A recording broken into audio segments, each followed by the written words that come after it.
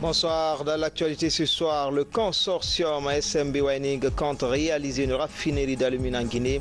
L'annonce a été faite lors d'une rencontre avec le chef de l'État au palais Sékou-Touré. Et puis nous irons à Kankan où 78 acteurs des organisations socio-professionnelles se familiarisent avec le contenu de la politique des petites et moyennes entreprises du nouveau code des investissements. Enfin, le sport au service de la paix, c'est sous ce signe que les lampions s'y sont éteints lors du tournoi de football doté du trophée professeur Alpha Condé Africa. Voilà pour le sommaire. Encore une fois, bonsoir à toutes et à tous. Bienvenue dans ce journal. À la une de ce journal, au lendemain de la rencontre du chef de l'État, professeur Alpha Condé, avec les acteurs de l'éducation, le syndicat, le patronat, les parents d'élèves et les associations de presse, la nécessité d'inviter tous les acteurs à la responsabilité pour sauver le secteur et le sentiment le mieux partagé. C'est le sens de ce commentaire de Sekouba Savani. Au chevet du système éducatif guinéen, le chef de l'État, professeur Alpha Condé, fraîchement rentré d'une mission capitale pour le progrès économique de la Guinée, a conféré le 25 novembre avec les acteurs sociaux, syndicats, patronats, parents d'élèves, associations de presse et gouvernement. Cette rencontre de vérité très attendue renvoie à une notion clé qu'on dirait une valeur humaine, la responsabilité, pour que triomphe le droit inaliénable des enfants à l'éducation. Qui ne se battrait pas pour une cause aussi noble? En tout cas, les messages prononcés au palais présidentiel par les entités présentes et qui ont résonné aux quatre coins du pays en ont appelé à une prise de conscience collective au bénéfice de la paix sociale et de la stabilité de notre navire commun, la Guinée. Le 10 ans, personne n'acceptera désormais que notre vivre ensemble et l'avenir des enfants soit les pores par lesquels vont transpirer les ressentiments qu'on nourrirait pour une raison ou pour une autre. Car avant toute ambition personnelle doit passer le devenir des futures générations. Partant de là, Aboubakar Souma et consorts, syndicalistes dissidents, sont interpellés à rentrer dans les rangs, se mettre en marge de la légalité en défiant les institutions du pays, y compris leur propre centrale, les délégitimes et les avilis. Quand on a trop joué avec le destin et la vie des hommes, il y a un moment où il faut s'arrêter pour faire son introspection. Cela relève de la grandeur de la race humaine. Autre acteur interpellé par l'ultime rencontre de Sékou-Touré, c'est bien les pouvoirs publics.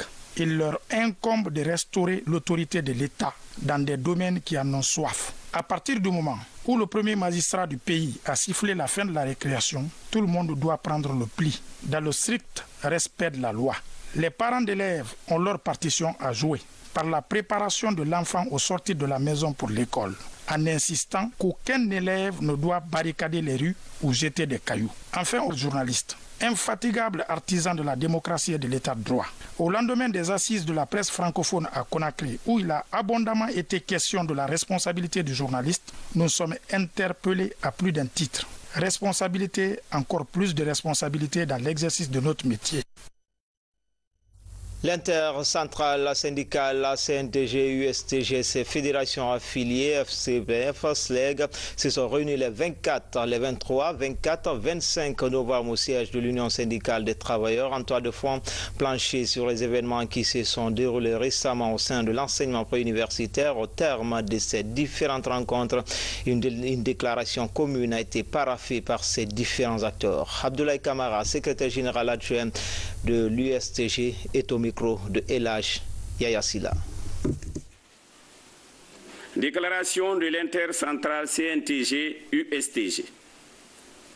L'intercentrale syndicale CNTG-USTG et ses fédérations affiliées FSPE-SLEG se sont réunies les 23, 24 et 25 novembre 2017 au siège de l'Union syndicale des travailleurs de Guinée, USTG.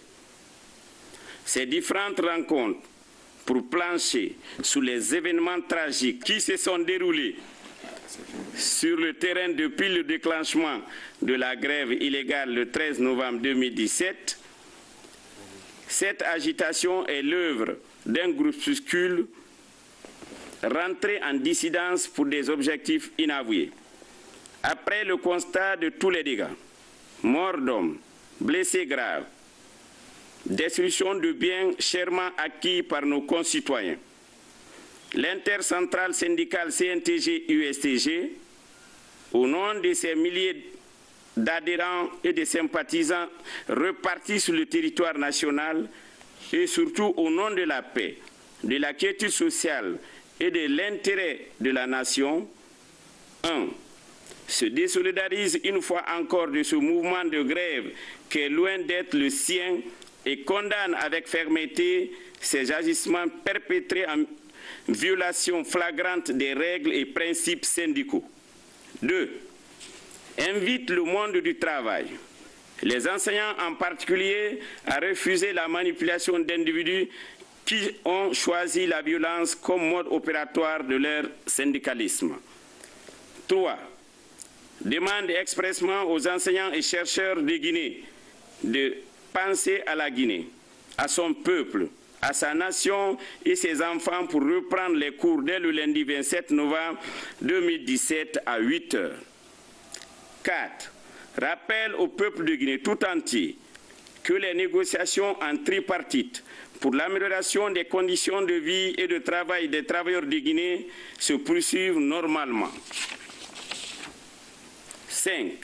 Reste fidèle à sa ligne de conduite historique, qui est celle de participer activement à l'édification d'une nation libre et prospère. Vive l'intersyndicale CNTG-USTG, vive l'intersyndicale de l'éducation FSPE-SLEG, vive la Guinée. Ont signé le secrétaire général de l'USTG, le général Lumbemba Souma, le secrétaire général de la CNTG, Elhadj Amadou Diallo, pour l'intersyndicale de l'éducation FSPE-SLEG, le secrétaire général du SLEG, Dr Elhadj Suleiman Sissavané, le secrétaire général de la FSPE, Elhadj Amara Balato Keita. Je vous remercie. Camarades, salut! Salut! Camarades, salut! Salut! Camarades, salut! Et puis, dans une déclaration rendue publique ce soir, la coalition des élèves et étudiants de Guinée prend acte de la décision prise par les différents acteurs sociaux et appelle les élèves et étudiants à une reprise des cours ce lundi dans un esprit de civisme. La déclaration du porte-parole de la coalition des élèves et étudiants de Guinée est commentée par Elhadj Yaya Silla. Après 2 semaines d'arrêt des cours, les élèves et étudiants réunis en coalition se réjouissent de la déclaration des partenaires sociaux et du gouvernement. La coalition des élèves et étudiants de Guinée prend acte de la décision conjointe du gouvernement guinéen, des intersyndicales, du patronat, des patrons de médias et de l'association des parents d'élèves de Guinée le samedi 25 novembre 2017, demandant la réouverture des classes ce lundi 27 novembre 2017. La coalition des élèves et étudiants conscients du devoir de préparer leur avenir invite ses camarades à la reprise des cours dans la paix et la sérénité. En conséquence, la SEGI appelle par la même occasion les élèves et les étudiants à une reprise effective des cours dans la paix et dans un esprit de civisme. La SEGI renouvelle ses condoléances les plus attristées aux familles éplorées et partage la peine de toutes les victimes. Vive l'éducation guinéenne, que Dieu bénisse la Guinée. Dans la même logique, je reçois sur ce plateau M. Séné Silla. Il est conseiller chargé des questions pédagogiques au ministère de l'Éducation nationale et de l'alphabétisation. Il a une importante déclaration. Bonsoir M. Séné Silla. Bonsoir monsieur. On vous écoute. Il s'agit d'un communiqué du ministère de l'Éducation nationale et de l'alphabétisation. Suite au communiqué quadripartite, Union syndicale, patronat, Figipaye, gouvernement, lu par Monsieur le ministre porte-parole du gouvernement ce samedi 25 novembre 2017, communiqué relatif à la reprise des cours le lundi 27 courant. Le ministre de l'Éducation nationale et de l'alphabétisation invite tous les élèves, les enseignants et les chefs d'établissement du préscolaire, du primaire et du secondaire à reprendre le chemin de l'école. Cette reprise doit être effective ce lundi matin dès 8 heures. Conformément aux termes du communiqué suscité, toutes les dispositions seront prises par les services compétents de l'État avec l'appui des bureaux des parents d'élèves et des responsables locaux pour que les écoles fonctionnent à nouveau normalement en toute quiétude. Notre département, quant à lui, envisage déjà des mesures appropriées pour que le retard accusé ça et là depuis le 13 novembre dernier soit comblé dans les plans d'études au cas par cas. Il recommande par ailleurs à tous et à chacun d'être à son poste et d'appliquer strictement les lois et règlements de notre pays en matière de code du travail et de droit de grève. Par conséquent, tout enseignant qui ne se présentera pas à son lieu de travail sera considéré comme démissionnaire. Les inspecteurs régionaux de l'éducation, les directeurs préfectoraux et communaux de l'éducation sont chargés, chacun en ce qui le concerne, du suivi de la mise en œuvre des présentes instructions dans sa circonscription administrative. Vive l'école guinéenne, vive la République. Conakry, le 26 novembre 2017, le ministre Ibrahima Khalil Konaté. Je vous remercie de votre attention.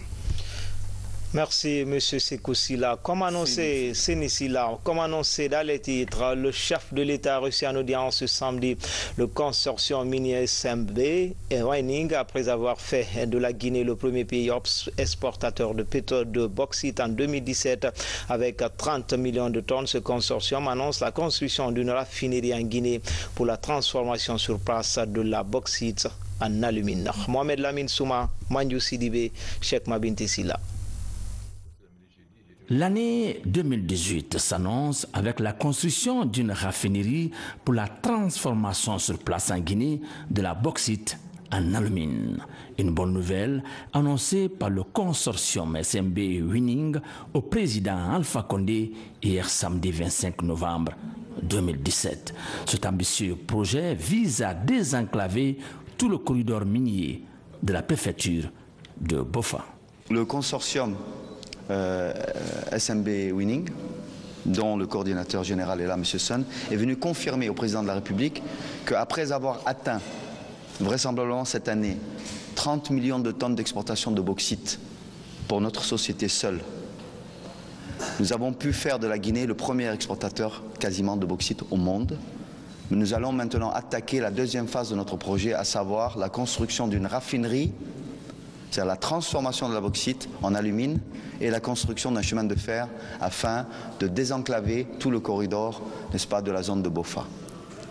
C'est un investissement colossal qui va être fait, c'est un méga projet comme depuis longtemps on entend parler en Guinée, mais nous avons l'ambition de devenir les premiers à réaliser ce projet.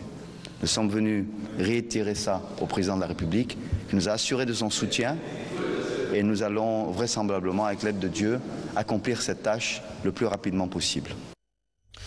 Le président s'est rendu aussi dans le quartier Sans Fil pour présenter ses condoléances à la famille Cissé suite au décès de leur maman Hadja Mariama Mansaré à l'âge de 74 ans. La défunte était une militante très active du RPG. Mohamed Lamine Souma, Cheikh Mabinti Sylla.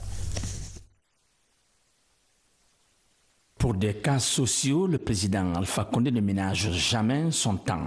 Ce dimanche, il s'est rendu au quartier Sans Fil dans la commune de Kaloum pour adresser ses condoléances à la famille Cissé suite au décès de Hadja Mariama Mansaré en début de semaine à l'âge de 74 ans. Hadja Mariama Mansaré était une militante très active du RPG, le parti politique du président Alpha Condé, d'où la reconnaissance et le soutien moral du chef de l'État aux héritiers.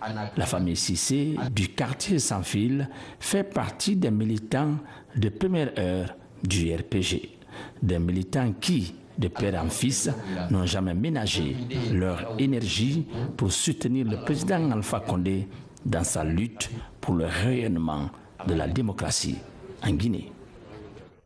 Dans l'actualité également, les grandes réformes au sein du ministère de la fonction publique étaient en débat à l'Assemblée nationale. C'est à la faveur d'une séance plénière. Ces débats ont permis aux parlementaires de s'imprégner du processus de modernisation de l'administration publique. Le point avec François Lama.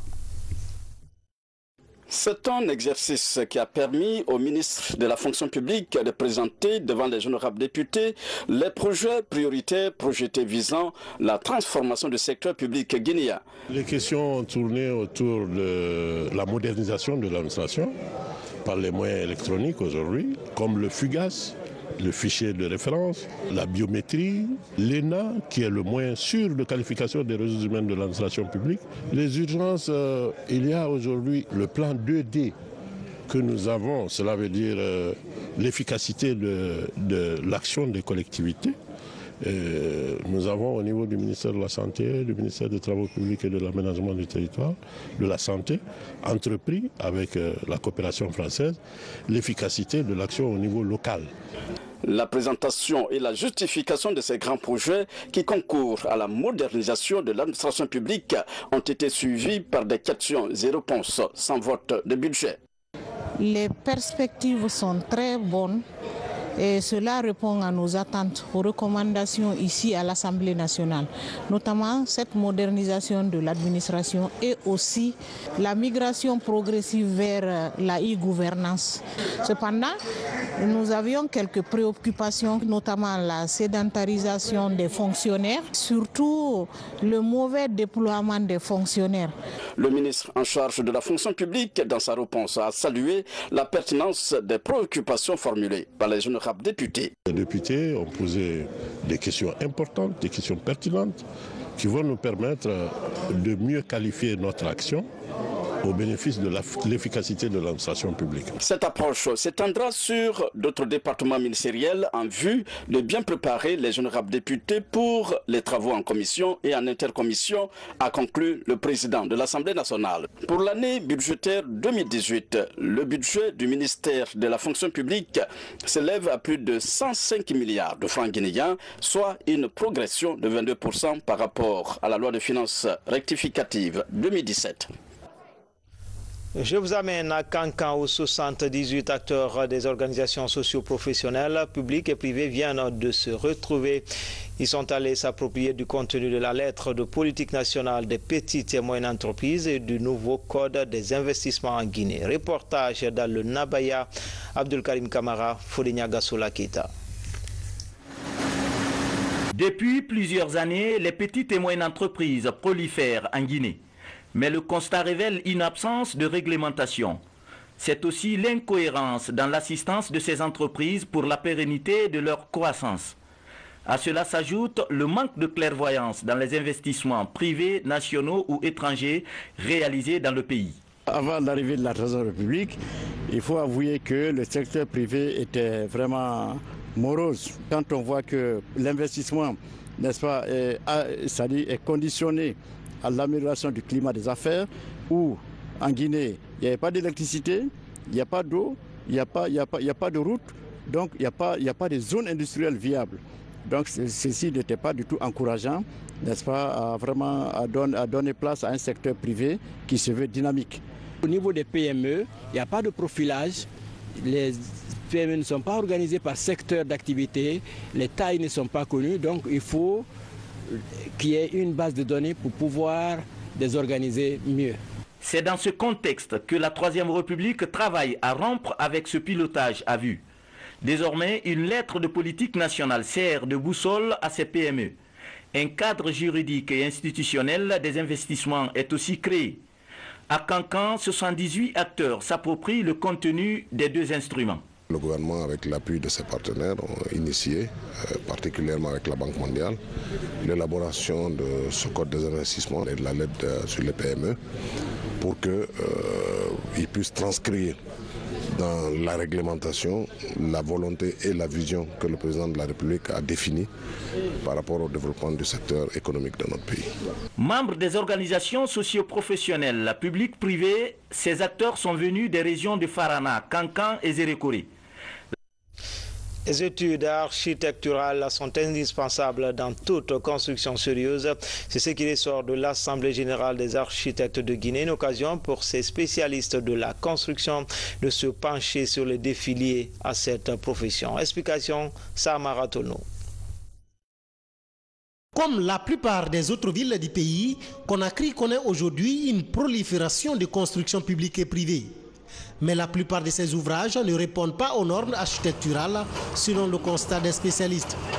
Pour faire respecter ces normes de construction, les professionnels du métier se retrouvent. Les échanges portent sur les avantages des études architecturales dans la réalisation des projets BPT. Vous suivez avec nous à travers les médias les grands projets qui se développent sur la Guinée. Et entre autres, vous avez vu le schéma directeur de Kaloum et Grand Conakry aussi pour 2040 qui sont en perspective d'études. Et vous voyez aussi d'énormes projets immobiliers qui se développent à travers la ville. Et comme dans tout autre pays, ces études sont nécessairement coordonnées par des professionnels, dont entre autres les professionnels locaux. Pour réaliser une œuvre, il faut la concevoir. Et l'architecte est celui qui est qualifié pour prendre en compte tous les aspects d'assainissement, parce que vous voyez souvent des gens construire dans des zones où ils ne devraient pas. C'est pour ça qu'on assiste très souvent à des inondations. Les responsables du ministère de la Santé et de l'Aménagement du territoire participent eux aussi au débat. Pour ces techniciens, les études architecturales constituent la meilleure garantie d'exécution correcte des chantiers immobiliers et d'autres types d'ouvrages. Présentement, on est en train de mettre en place une plateforme de concertation et d'échange entre le département et les différents ordres que sont l'ordre des architectes, des ingénieurs et des géomètres experts, plus les notaires, pour essayer de voir comment gérer de la meilleure manière le développement de nos villes. Cette rencontre annuelle marque l'Assemblée générale des architectes, l'occasion pour eux de vulgariser le code de leur métier. Des exposés ont également porté sur les procédures d'obtention du permis de construire. Les enseignants-chercheurs de la pharmacie odontostomatologie de l'Université de Conakry se préparent pour le CAMES, concours d'agrégation du Conseil africain et malgache pour l'enseignement supérieur organisé tous les 2 ans. Cette année, la Guinée présentera une vingtaine de candidatures. On fait le point tout de suite avec Algassi Mouva.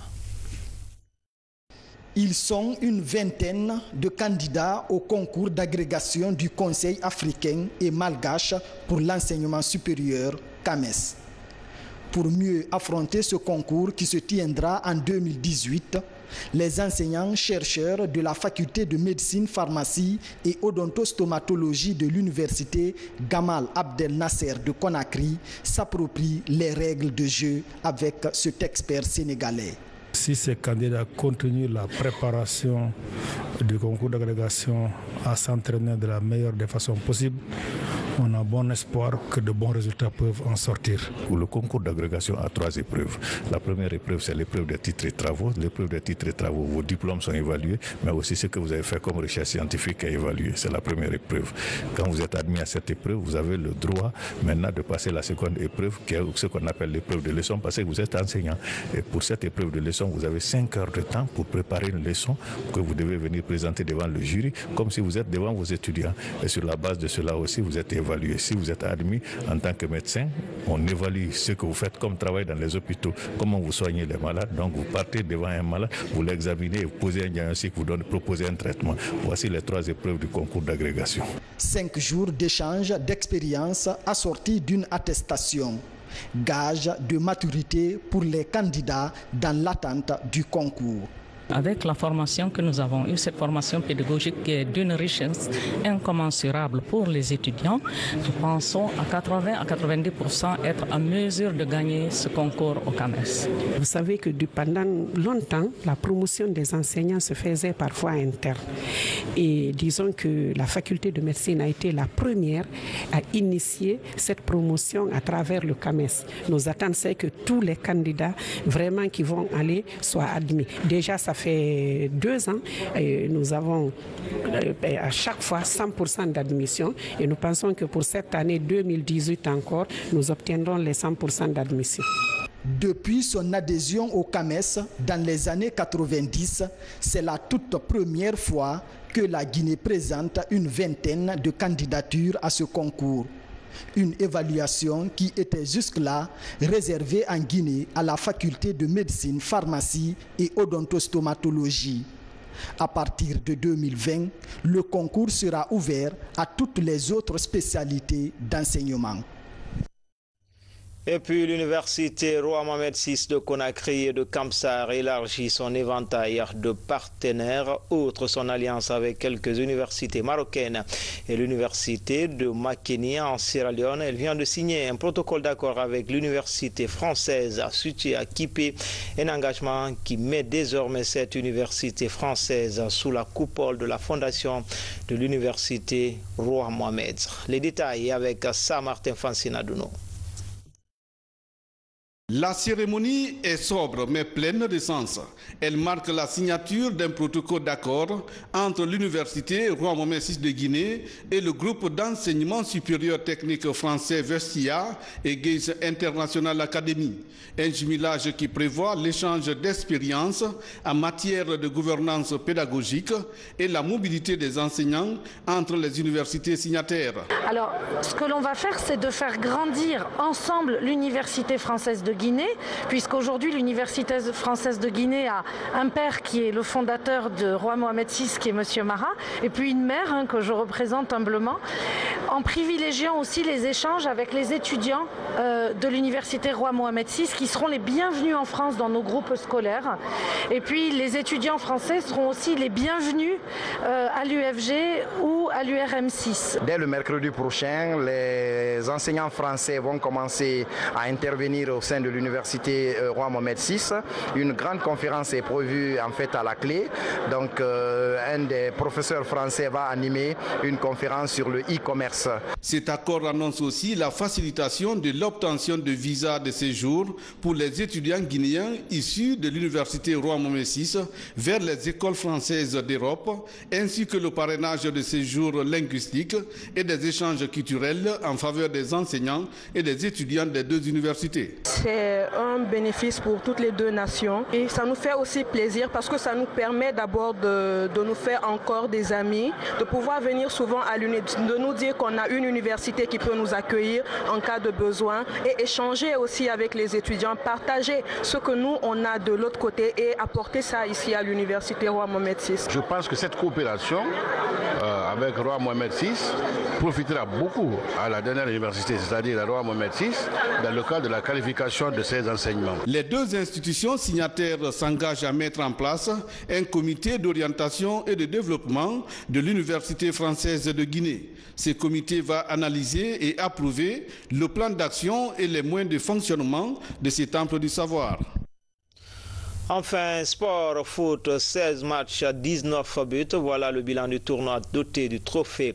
Professeur Alpha Koneda à la préfecture de Fria. Le rendez-vous remplit tous ses engagements. Autant il tient à la volonté des fils et autorités de la localité de magnifier les actions de développement initiées par le chef de l'État en faveur de la cité de l'Alumine. Habib Tiaman, Lansana Bissiri Bangoura, envoyé spéciaux.